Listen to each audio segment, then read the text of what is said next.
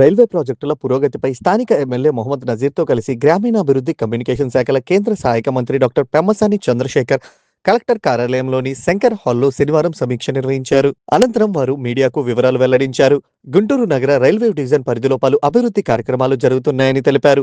శంకర్ విలాస్ వంతెన railway track పై ఉన్న పాత వంతెన డెమాలిష్ చేసే బాధ్యత ఒక ఏజెన్సీకి అప్పగించారని చెప్పారు. దీనికి 6 రోజుల సమయం పడుతుందని అధికారులు చెప్పారని, ఫ్లైఓవర్ కు సంబంధించి పెండింగ్ భూసేకరణ వేగవంతం చేస్తామని తెలిపారు.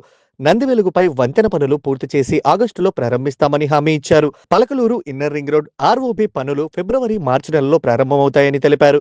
గుంటూరు శ్యామలానగర్ వద్ద రోబో ఆర్బీఓకి చాలా నిర్మాణాలు తొలగించాలని, దానిపై యజమానులతో మాట్లాడాలని చెప్పారు. గుంటూరు శివారుల్లోని మొండిగేటు వద్ద డ్రైన్ల కోసం 6 కోట్ల పనులు ప్రారంభించామని తెలిపారు.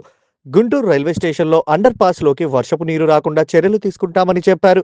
తెనాలిలో వందే భారత్ రైలు ఆపాలని ఎమ్మెల్సీ ఆలపాటి రాజేంద్ర ప్రసాద్ అడిగారని, అధికారులు సానుకూలంగా స్పందించారని చెప్పారు.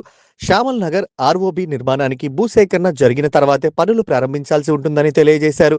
ఈ సమావేశంలో గుంటూరు తూర్పు నియోజకవర్గ MLA Mohammed Nazeer, MLC Alapati Rajendra Prasad, joint collector Ashutosh Srivastav, దక్షిణ మధ్య railway chief admin officer Sandeep Jain, GMC commissioner Puli Srinivasulu, Guntur division railway అధికారులు తదితరులు పాల్గొన్నారు. నుంచి ఎగ్జిస్టింగ్ రైల్వే బ్రిడ్జెస్, కొత్త రైల్వే బ్రిడ్జెస్, అదేవిధంగా కొంతమంది ప్రయాణికులు అడిగినటువంటి కొత్త ట్రైన్స్, ఇవన్నిటి మీద ఈ రోజున సికింద్రాబాద్ నుంచి ఈ ఏరియాలో ఉన్నటువంటి రైల్వే అధికారులు అందరూ వచ్చారు. దాదాపుగా 2 అవర్స్ రివ్యూ చేసాం. ఇందులో 1 by 1 తీసుకుంటే శంకర్ విలాస్ బ్రిడ్జి ఏదైతే రిమైనింగ్ పోర్షన్ ఉందో దాన్ని పగలగొట్టడం ఎలా అనే దానికి ఇవి ఓన్లీ స్పెసిఫిక్ ఏజెన్సీస్ మాత్రమే చేయగలవు.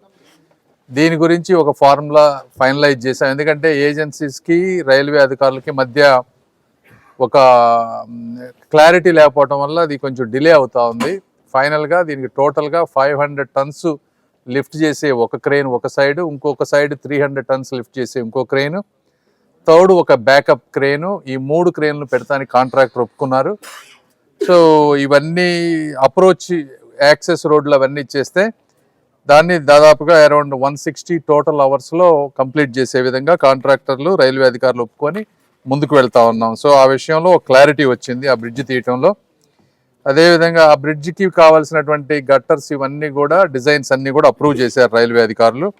ఇంకా రైల్వేలో ఒక్కటే పెండింగ్ ఉంది. ఒకటి మనకు ఆ ఏరియాలో ఒక రైల్వే ల్యాండ్ ఉంది పిల్లర్ దగ్గర, దాన్ని కూడా రైల్వే బోర్డుకి వెళ్ళిపోయింది అంతా క్లియర్ చేసుకొని.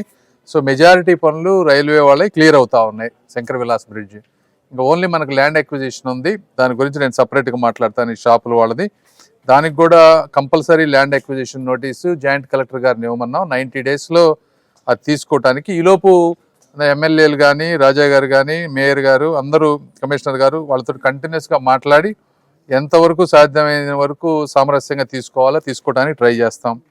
తర్వాత రెండోది నందివెలుగు బ్రిడ్జ్ వచ్చేటప్పటికి టోటల్ 16 ఈ స్లాబ్స్ పెండింగ్ ఉంటే 5 కంప్లీట్ అయిపోయినాయి. ఇంకా 11 పెండింగ్ ఉన్నాయి.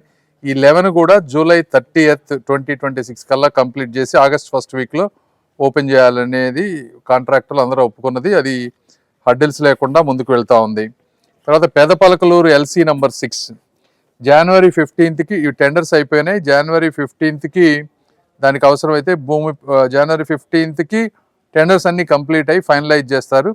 అక్కడ మాకు 2.5 acre ల్యాండ్ అక్విజిషన్ ఇష్యూ ఉంది. అది జాయింట్ కలెక్టర్ గారు టేకప్ చేస్తా అన్నారు. ఇది ఫిబ్రవరి 1st వీక్లో శంకుస్థాపన పెట్టుకోవాలనేది మా ఉద్దేశం. విధంగా LC నెంబర్ 3 ఇన్నర్ రింగ్